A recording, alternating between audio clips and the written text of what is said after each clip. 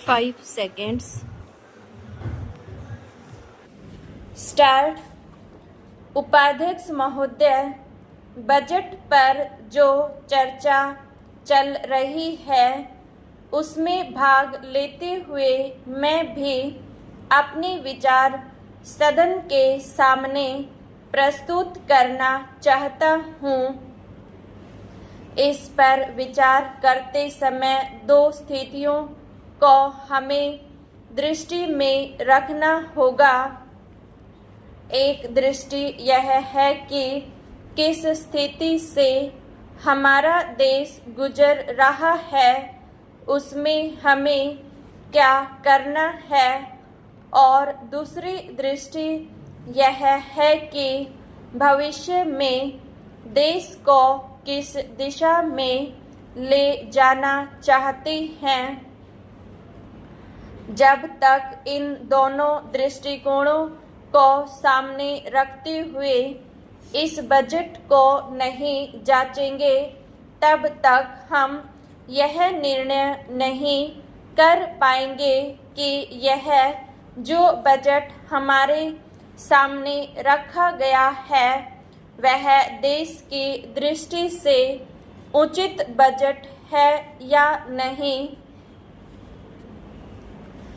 जब मैं इस समय की स्थिति को देखता हूँ तो मेरे सामने देश की संकटकालीन स्थिति आ जाती है।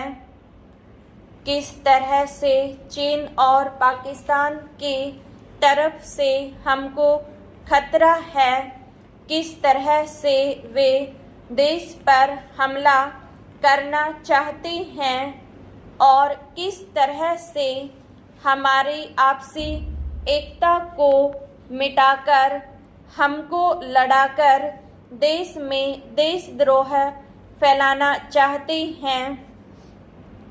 इसके साथ ही साथ जब मैं पिछले बजट को सामने रखता हूँ तो मुझे यह कहना पड़ता है कि आज का बजट चाहे जिस स्थिति में भी रखा गया हो, बहुत सुंदर बजट है।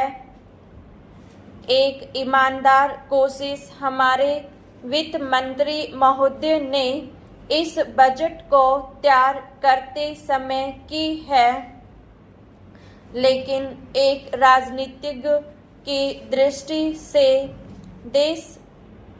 जब मैं देश के भविष्य की ओर देखता हूँ तो मुझे यह कहने में कोई संकोच नहीं होता है कि कोई विशेष समाधान इस बजट से नहीं निकलता।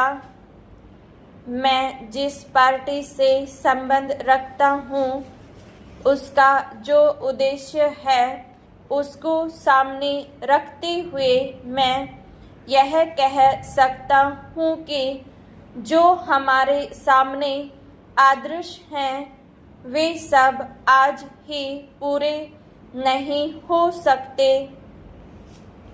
हमारे वित्त मंत्री या हमारी सरकार आज ही सब कुछ नहीं कर सकती या स्वर्ग लाकर हमारे सामने खड़ा नहीं कर सकती, लेकिन फिर भी यह मैं अवश्य देखना चाहता हूँ कि हमारा देश आगे बढ़ रहा है या नहीं।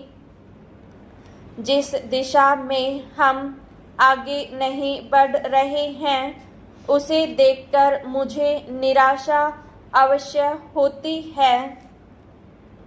जो प्रस्ताव कांग्रेस अधिवेशन में पास हुआ उसके मूलभूत विचार में आपके सामने रखना चाहता हूँ। वहाँ हमने यह निश्चय किया था कि वर्तमान पंचवर्षीय योजना खत्म होने तक देश की जनता की ज़रूरत की चीज़ें पूरी कर दी जाएंगी।